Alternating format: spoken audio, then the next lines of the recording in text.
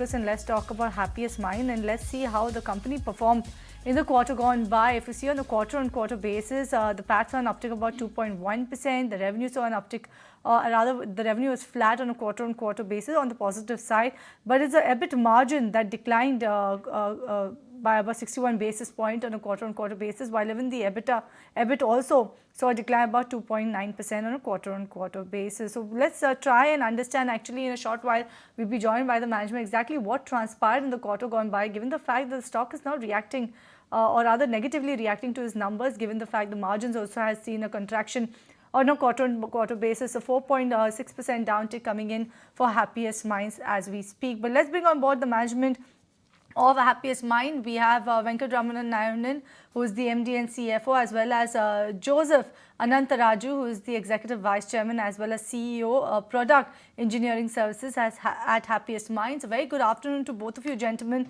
and thank you so much for joining us on ET Now to understand more on the quarterly earnings.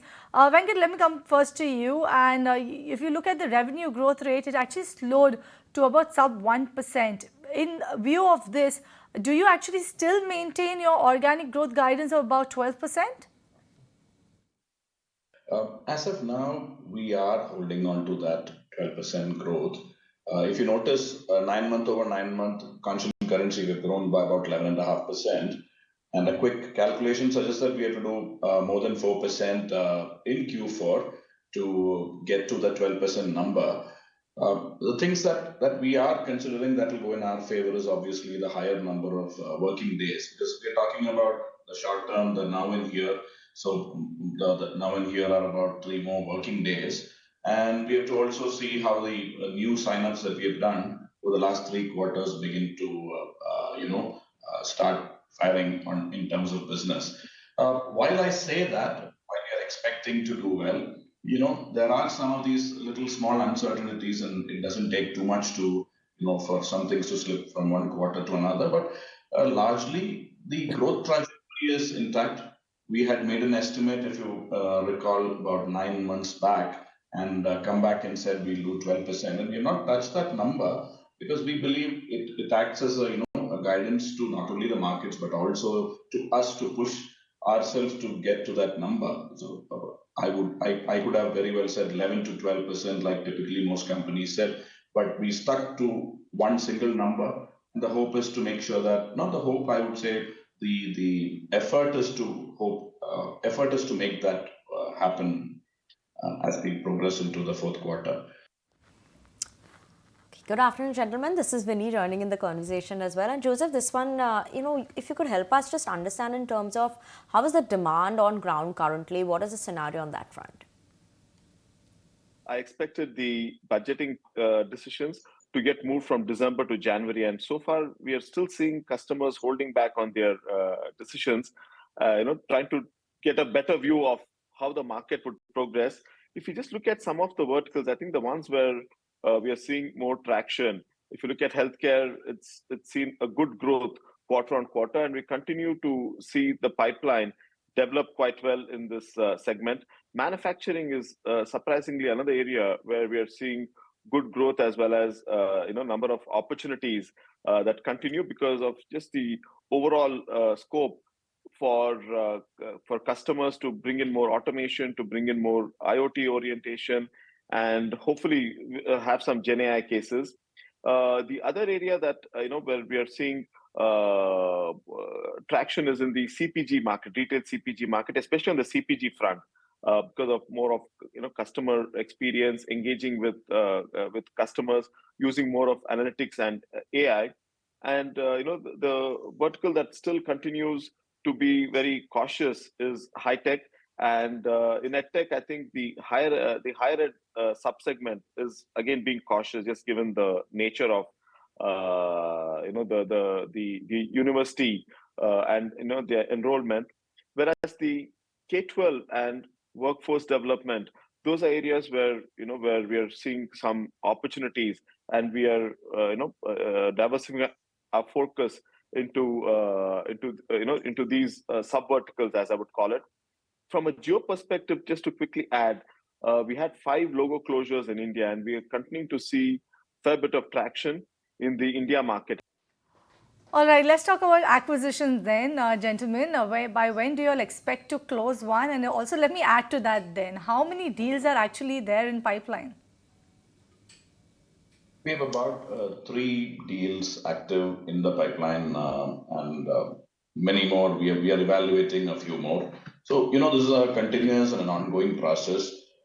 We would have liked to close at least one of these much earlier.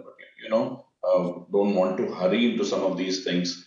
There is also a certain bit of rigor that we go through when we assess companies to partner with, because this is something that you have to do for the long term. So typically, I'm sure you've heard all of this before, but we are being a little bit careful, cautious while we get into acquisitions. But the ones which we are today in discussion with, we are hopeful, and we are quite upbeat about the possibilities of a closure. And we'll surely come back and you'll be the first ones to know from us.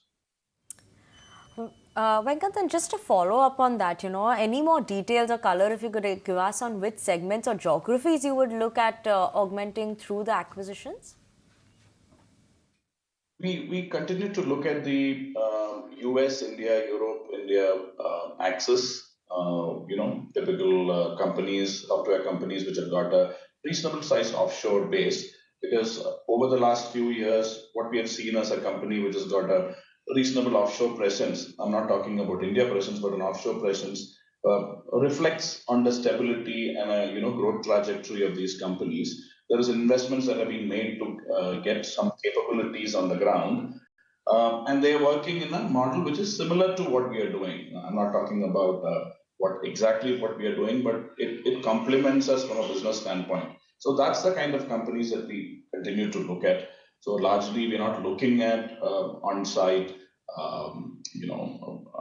companies. Some of these companies which have got high growth rates but are struggling with profitability may not be aligned with us from a vertical standpoint. These are the companies that we are careful and staying away from, and looking at companies which are more aligned to us both from a vertical standpoint, or at least they complement what we do in our verticals and are digital and focused in certain areas and have good customers.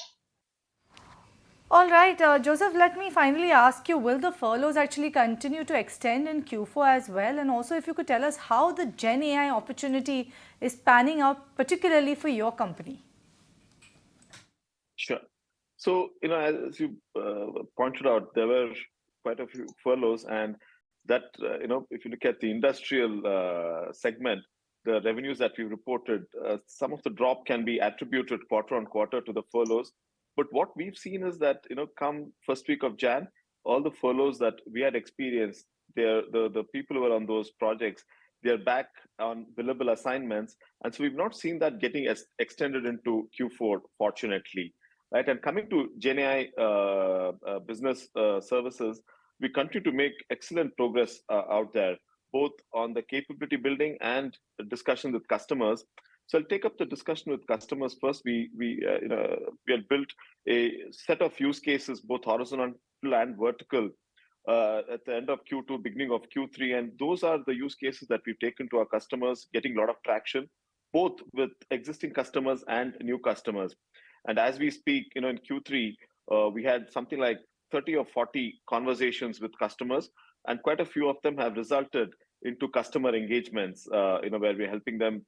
And they're starting more with consulting assignments and POCs, working jointly with customers. And here, unless it's a horizontal use case, we need a fair bit of domain expertise also to be brought in, because the technology is being used to either automate or enhance a process, and that's why there's good collaboration going on between domestic domain and the GenAI business services. Okay, gentlemen, thank you so much for joining in with us this afternoon on ET Now, giving us an understanding in terms of the outlook of the company going forward as well. That was the management of Happiest Minds for you all, giving that the guidance at 12%, maintaining that guidance of 12% of organic growth. But let's slip into a very short break.